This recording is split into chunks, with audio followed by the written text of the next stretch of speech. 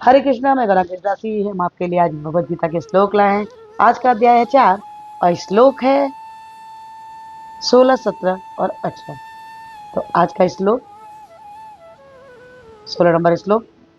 King कर्म किम कर्मेति कवयोप्यत्र मोहिता तते कर्म प्रविच्यामि यज्ञात्वा मोक्षसे शुभात्। 17 नंबर का श्लोक। कर्मणो ह्यपि बोद्धव्यं बोध्यमयि च विकर्मण अकर्मणश्च बोद्धव्यं गगना कर्मणो गतिः। 18वां श्लोक। कर्मण्यकर्मयः पश्येद कर्मणि च कर्मयः स बुद्धिमान् मनुष्येषु स युक्तः कर्मकृत्।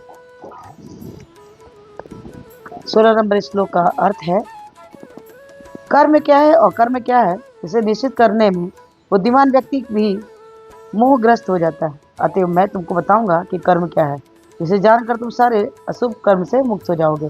यहाँ प्रभु श्री कृष्ण का कहना यह है कि अशुभ कर्म क्या है, जो गलत कर्म होते हैं जिसके द्वारा हमें अपने अगले जन्म पिछले जन्म के साथ में जो हमने गलत किया है उसको हम इस जन्म में भोग रहे होते हैं, और जो इस जन्म में हम गलत कर्म करेंगे उसका हमें अगले जन्म में भी भोगना ही पड़ेगा।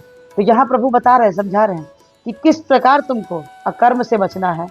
ये तुम्हें भगवद गीता समझाती है। कर्म की बारीकियों को समझना अत्यंत कठिन है, अतः मनुष्य को चाहिए कि वह यह ठीक से जाने कि कर्म क्या है, विकर्म क्या है और अकर्म क्या है। 18वां श्लोक। जो मनुष्य कर्म में अकर्म में और अकर्म में कर्म देखता है वह सभी मनुष्यों में बुद्धिमान है और सब प्रकार के कर्मों से प्रवृत्त रहकर भी दिव्य स्थिति को रहता है। यहाँ पर यह समझाया जा रहा है आचार्य द्वारा कि कृष्ण भावना भावित में कार्य करने वाला व्यक्ति संभवतः कर्म बंधन से मुक्त हो जाता है। जो भी कोई व्यक्ति अगर कृष्ण के लिए कार्य करता है, कृष्ण की प्रसन्नता के लिए कार्य करता है, वो कभी भी गलत कार्य नहीं करेगा, वो कभी भी किसी के साथ गलत कर ही नहीं सकता है।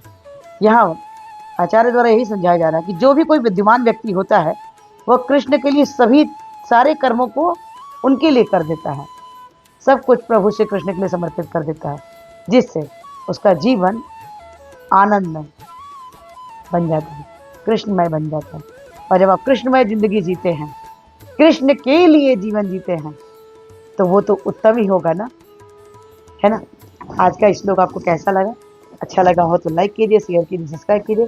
और इस वीडियो को तुमने प्रार्थना किया हमारे प्रति 50 क्लब पद में हरे कृष्ण हम जब ने बोले हैं जो कुछ इस प्रकार से है हरे कृष्ण कृष्ण कृष्ण हरे हरे, हरे राम राम राम हरे हरे।